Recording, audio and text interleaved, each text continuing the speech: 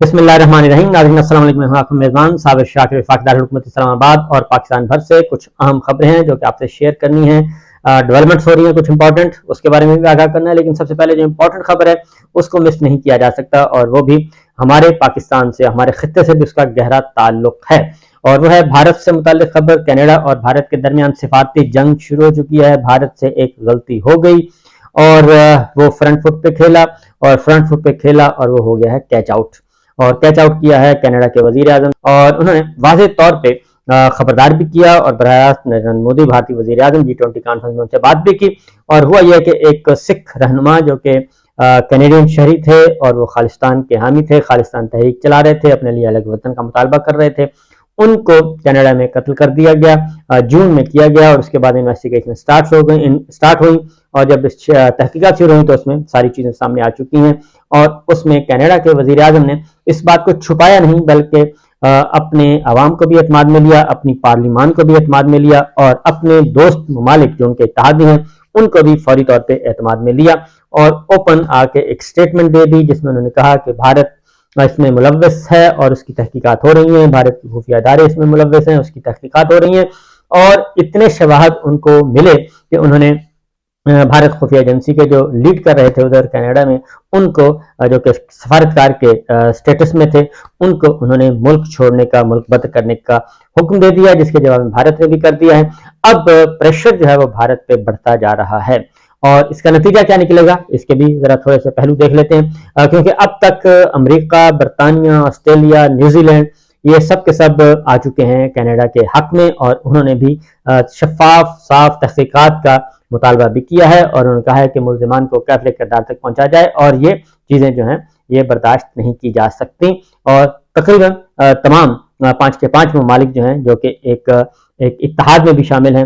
اس میں یہ ساری چیزیں سامنے آ چکی ہیں. تو بھارت اب ظاہر ہے بھارت نے بھی جوابی کارروائی کی ہے، بھارت بھی ایک بڑا ملک ہے، اور لیکن یہ ہو گیا ہے کام ان سے، ایک ایسے ملک میں ہو گیا جہاں پہ معاملات اتنی جلدی سے سمیٹے نہیں جا سکتے. اس سے فوری طور پہ ایک تو ہے کہ پورے دنیا میں بھارت کی جگ ہنسائی ہو رہی ہے، اور سوشل میڈیا پہ، ڈیجیٹل میڈیا پہ، الیکٹرانک میڈیا پہ، انٹرنیشنل ذرائع ابلاغ جو ہیں وہ اس کو ہائی لائٹ کر رہے ہیں، اور سبکی کا سامنا ہے اچھا خاصا. اور اب کیونکہ G20 کانفرنس ہوئی تھی، اس میں بہت بڑی ہم نے تصاویر دیکھی، بہت بڑے معاہدے دیکھے تھے، لیکن وہ ابھی تک اس کی سیاہی خوش نہیں ہوئی تھی، جشن منائے جا رہے تھے، لیکن وہ رنگ میں بھنگ ڈال دیا کینیڈا کے وزیر اعظم نے یہ اعلان کر کے کہ جناب آپ نے صحیح نہیں کیا. اور نہ صرف یہ انہوں نے اعلان کیا پبلکلی، بلکہ G20 کانفرنس میں انہوں نے بھارتی وزیر اعظم نریندر مودی کو بھی بتایا کہ یہ سب کچھ ہو چکا ہے اور یہ ہم افورڈ نہیں کر سکتے، ٹالریبل نہیں ہے. بہرحال ابھی چیزیں آگے بڑھ رہی ہیں. اب بھارت جواباً انہوں نے بھی ایک سفارتکار کو بھارت چھوڑنے کا حکم کیا کینیڈا کے، لیکن پراکسیز کے ذریعے، ڈیجیٹل میڈیا کے ذریعے، سوشل میڈیا پہ یہ ایک نئی جنگ شروع ہو چکی ہے. اور اب جو اقوام متحدہ کی جنرل اسمبلی کا سیشن چل رہا ہے وہاں پہ بھی یہ موضوع زیر بحث ہوگا، اور بیک فٹ پہ جانا پڑ رہا ہے بھارت کو. لیکن اس کا نتیجہ کیا نکلے گا؟ اس کا نتیجہ فی الحال تو یہ نکلے گا کہ بھارت چونکہ کئی معاملات میں اپنے آپ کو غیر جانبدار، اور کیونکہ بڑا ملک ہونے کی وجہ سے، بڑی معیشت ہونے کی وجہ سے رائٹ لیفٹ میں جا کے اپنے پلو بچا کے نکل جاتا تھا، اور صرف فائدے میں وہ شریک ہوتا ہے. کوئی بھی معاہدہ، کوئی بھی بنتا ہے، اتحاد بنتا ہے، کوئی بھی گروپ بنتا ہے بڑے ملکوں کا، تو اس میں بہت بچ بچا کے وہ چلتا ہے. لیکن اس میں آ کے چونکہ وہ ایک پریشر آ گیا اس پہ، تو میرا خیال ہے کہ اب اس سے بھرپور فائدہ اٹھائیں گے امریکہ، برطانیہ، یورپ، تمام کے تمام ممالک جو ہیں وہ اس سے بھرپور فائدہ اٹھائیں گے اور انڈر پریشر رکھیں گے ایک طویل عرصے تک بھارت کو. اس کی وجہ ہے کہ کینیڈا میں یہ معاملہ پھیلے گا، بڑھے گا آگے، اور دیگر ممالک میں بھی یہ چیز ایشو ٹیک اپ کیا جائے گا، تو یہ مختلف فورمز پہ جائے گا، اور اس قتل کا مقدمہ جو ہے یہ منطقی انجام کو پہنچے گا. دوسری جانب سکھ رہنما جو ہیں وہ بھی متحرک ہو چکے ہیں، اور وہ بھی اپنے ہر فورم پہ یہ بات کر رہے ہیں. پاکستان کو اس کا بڑا فائدہ ہوا ہے، کیونکہ پاکستان پہلے دن سے ہی یہ بات کر رہا ہے کہ بھارت جو ہے وہ اس طرح کی ایکٹیویٹیز میں ہے، اور خاص طور پہ ہمیں بھی، پاکستان کو بھی اقوام متحدہ میں بہت اچھا کھیلنے کا موقع ملا. انہیں بھی ایک اپرچونٹی ملی ہے کہ اس طریقے سے کہ صرف یہ نہ کہے کہ جی پاکستان صرف الزام لگاتا ہے، بلکہ پاکستان کے پاس بھی ایسے شواہد ہیں، اور کلبھوشن جو کہ ہمارے پاس آلریڈی ہے، اور وہ بھی ہمارے سیکٹری خارجہ سارس قاضی نے جو وہاں پہ گفتگو کی ہے تو انہوں نے کہا کہ یہ ہمارے لیے اچنبھے کی بات نہیں ہے، بلکہ یہ تو ایک معمول کی بات ہے، ہم تو پہلے دن سے ہی جانتے ہیں اور ہم یہ پہلے دن سے کہہ رہے ہیں۔ اس سے پہلے یہ کیونکہ چیزیں تو ہو رہی تھیں، ہیومن رائٹس کی وائلیشن بھی ہو رہی ہے، مائنورٹیز کا بھی وہاں پہ کما کیا جا رہا ہے، اور بہت ساری ایسی ہیں جینوسائیڈ واچ کی رپورٹس بھی شامل ہیں، بنیادی انسانی حقوق کی تنظیمیں بھی شور و غوغا کرتی رہتی ہیں، لیکن چونکہ ایک بڑے ملک ہونے کی وجہ سے اور اس کو سمجھا جاتا تھا کہ یہ پاکستان اور بھارت کا معاملہ ہے، تو اس لیے یہ علاقائی مسئلہ ہے، ریجنل ایشو آپس میں طے کریں، تو اگنور کیا جاتا تھا۔ لیکن یہ جو معاملہ ہوا ہے ایک دوسرے ملک میں جا کر قتل کرنے کا، یہ ایک خطرناک کام ہو گیا ہے، خطرناک غلطی ہو گئی ہے۔ تو بہرحال دیکھیے آگے ہوتا ہے کیا۔ آگے بڑھتے ہیں، پاکستان کے حوالے سے جو خوش خبریں ہیں وہ بدستور چیزوں کو ایک غیر ضروری طور پہ مصنوعی طریقے سے کنٹرول کرنے کی کوشش کی جا رہی ہیں۔ جو اصل ایشوز ہیں ان کو ایڈریس نہیں کیا جا رہا، اور وہ جب تک اصل ایشوز جو ایڈریس نہیں کیے جائیں گے اس وقت تک یہ جو معاملات ہیں یہ خراب سے خراب تر ہوتے جا رہے ہیں۔ معیشت میں ایک ٹھہراؤ ضرور آیا ہوا ہے، لیکن وہ اس سے مہنگائی ابھی تک ختم نہیں ہوئی۔ مہنگائی ہے وہ مسلسل بڑھ رہی ہے، اس کی وجہ ہے ڈالر کا ریٹ 300 سے نیچے آ گیا ہے، 290 292 293 تک آ گیا ہے۔ 330 روپے سے شروع ہوا تھا، 340 روپے سے، تو وہ کم ہوا ہے، ایک اچھی علامت ہے۔ لیکن اس کے ساتھ ساتھ جو پیٹرول اور فیول کی قیمتیں ہیں وہ اسی حساب سے بڑھ رہی ہیں، یعنی کہ 330 روپے اور 32 روپے تک 332 روپے تک پہنچ چکا ہے۔ تو یہ جو ڈالر کم ہوا ہے لیکن اس کا جو امپیکٹ ہونا تھا وہ نہیں ہو سکا ایکچولی، اور وہ جو قیمتیں بڑھی ہیں فیول کی، اس سے مسئلہ بن گیا ہے۔ پھر گیس کی قیمتیں ابھی بڑھ رہی ہیں، بجلی کی قیمتوں میں 30 ارب روپے کا جی مزید ٹیکس عائد ہو رہے ہیں، بجلی کی قیمت بڑھ رہی ہے اور اس سے 30 ارب روپے کا بوجھ جو ہے وہ پڑے گا پاکستان کے عوام پہ، جبکہ گیس کی قیمتوں میں 435 ارب روپے کا بوجھ ڈلنا ہے۔ وہ 45% گیس کی قیمتیں بڑھ رہی ہیں، 435 ارب روپے کا بوجھ آئے گا پاکستان کے عوام پہ، بجلی کی قیمتوں پہ آئے گا اور پیٹرول کی قیمتیں۔ تو ڈالر ایک حساب سے کم ہوا ہے اور اس کی بہت ساری وجوہات ہیں، اور کچھ سختی بھی کی گئی ہے، اور کچھ جو ایک ہوتا تھا مصنوعی طریقے سے اور ڈالر سمگل ہوتا تھا، سمگلنگ آئی تھنک روکی گئی ہے، اور یہ چیزیں